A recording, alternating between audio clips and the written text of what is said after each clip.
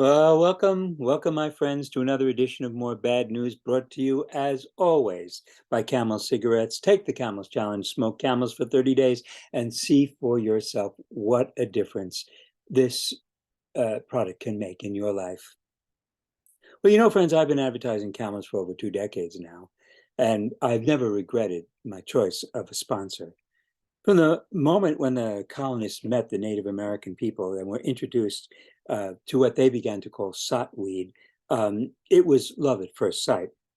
The term Sot is an archaic English term. We don't use it any longer, and hardly anyone recognizes the word or what it means. But there is a special dictionary that I'd like to introduce you to this week. It's called the OED, the Oxford English Dictionary. Here's my copy. Actually, it's 20 volumes, but what they do is they shrink it down and put 8 pages on a single 4 pages there, right there. You can't read it without a magnifying glass. This is the condensed volume, but it's also available digitally online, which makes it much easier to use. The Oxford English Dictionary takes every single word of the English language, and the editors trace back the first time that they can find the word being used in print anywhere, from 1400, 1500, 1000, 1200, wherever they find, and then they follow the development of the use of the word over time as it changes. And so each time the word takes on a new meaning, they'll have a little quote from where they found it at that time.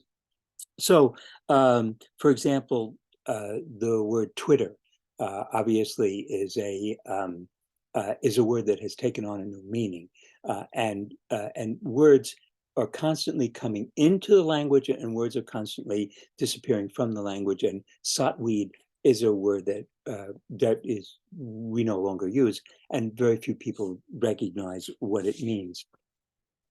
So. The language is constantly training. And I mentioned this last week. My favorite American history textbook is Give Me Liberty. And the textbook focuses on how people understood the term liberty over the course of American history. To begin with, the term liberty meant a privilege. The king gave you the liberty to hunt in his garden. Take the liberty of making yourself at home in my house. The term liberty meant a privilege, something that was given to you.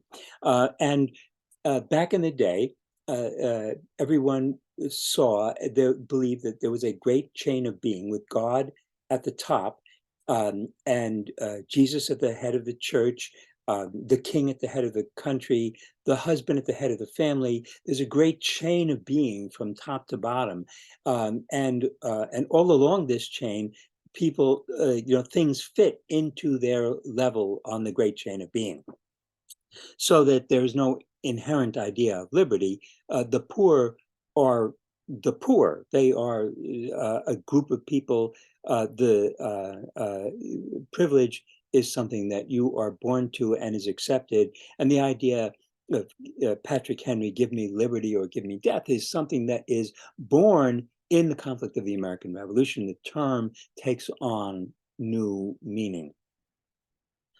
But what Southerners meant by give me liberty was obviously the liberty to own human beings, to maintain slavery, to exploit and exterminate the native peoples. Liberty meant the white freedom to pursue their privileges. That's what the term originally meant. So the OED defines nouns. It defines the noun sot as a noun referring to a foolish or stupid person, a blockhead. That's what a sot is. It came to refer to someone habitually intoxicated. J. Milton wrote in 1641 that a sot is, quote, an idiot for any use that mankind can make of him. A sot is an idiot for any use that mankind can make of him. And R. Steele, writing in The Spectator in 1712, commented that men are such unthinking sots that they prefer reckless women over those who restrain their passions and affections. But give it a moment's thought. And you must know by now that I have great affection for tobacco. Uh, for Native Americans, it was universally recognized as a powerful medicine. It was sacred. Tobacco was smoked before the Sweat Lodge ceremony and during the Sundance. When one harvested a deer, you leave an offering of tobacco. When you fish, you leave an offering. When you tap trees, you leave an offering. In every case, tobacco was given. And when I asked Francis Cree for a blessing, I gave him tobacco. And when it was offered to the colonists, it was offered to them as a blessing. So the white man came and took the blessing and turned it into a curse. As Bruce Springsteen sang in the river, is a dream a lie if it don't come true, or is it something worse? When the Industrial Revolution turned cigarette production into high gear and began producing hundreds of millions of cigarettes, the producers realized that they would have to convince people to smoke to meet the new production levels. Cigarette smoking rose as cigarette production rose, and it proved that, quote, a sot is an idiot for any use that mankind can make of him. But in the course, but the curse continues. For it was to the tobacco companies that caused the oil company, that taught the oil companies how to fight off scientific proof that their product was killing us all. Well, it's been another week of very bad news. In Sweden and Italy, fascists have succeeded in winning control of the governments. I don't know how the midterm elections are going to come out, but as I've said before, the elections are not going to determine our future. Our future is determined by the fact that that the CO2 levels in the atmosphere now are have not been seen on this planet for 3 million years. And if you want to go back 3 million years and see what the planet was like, that's what we are facing today. And there is no fixing it. There's no going back. The ice is melting. The temperatures are rising. And what's happening is we are facing not a warmer planet. It's not going to be like 1 degree warmer. It's going to be total chaos and the inability of our planet to produce food. Species are collapsing everywhere, and they don't go slowly. When a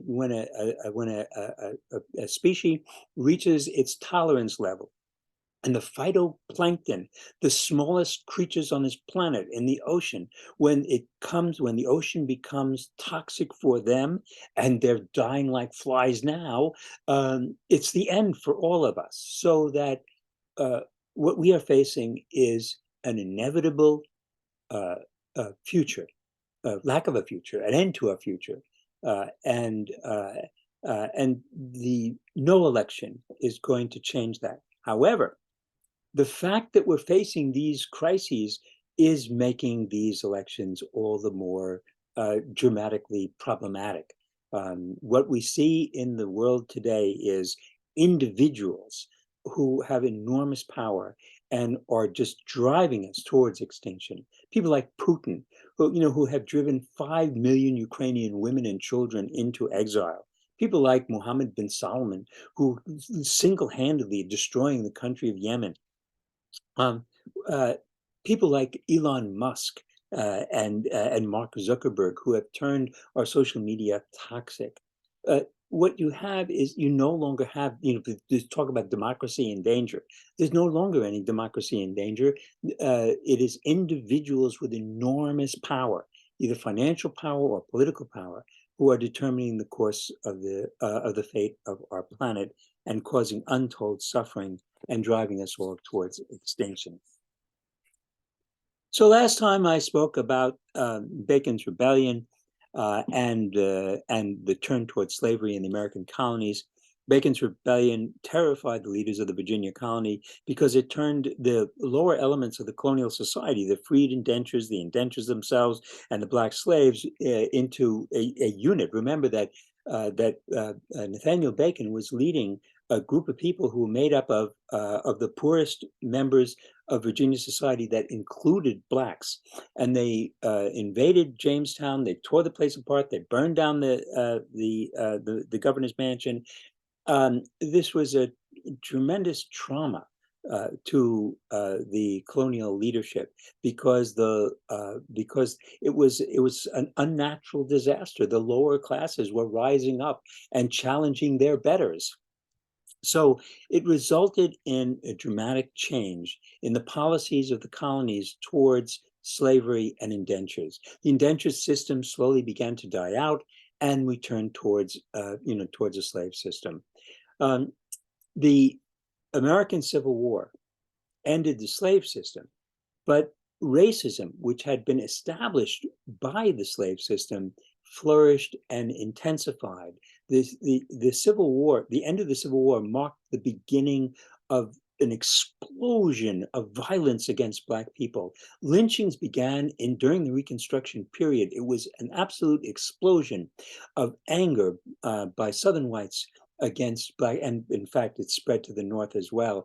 The violence against African Americans who were seen as the cause for the catastrophe that we had brought upon ourselves. That's all I wanted to do for this week. I wanted to summarize a little bit and set the stage for next week, where we're going to talk about the American Revolution. And just to give you a little heads up, in the American Revolution, one of the outcomes of the American Revolution was a written, formal, elaborate defense of slavery out of the fight that all men are created equal and we're bound to fight for freedom. Out of that fight came the justification for slavery, because if you're fighting for freedom, you have to explain why it is that your freedom includes maintaining a slave system.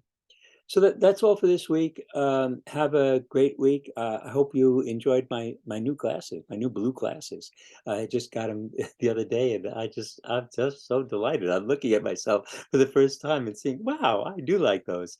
Okay, so if you like the video, click the like button. I'm becoming hopelessly, I don't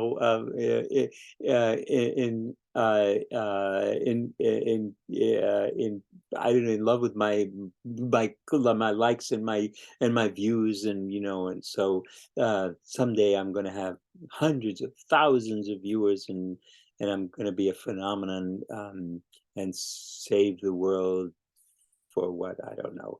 Anyway, I'm getting silly. Have a good week. Talk to you later. Bye bye.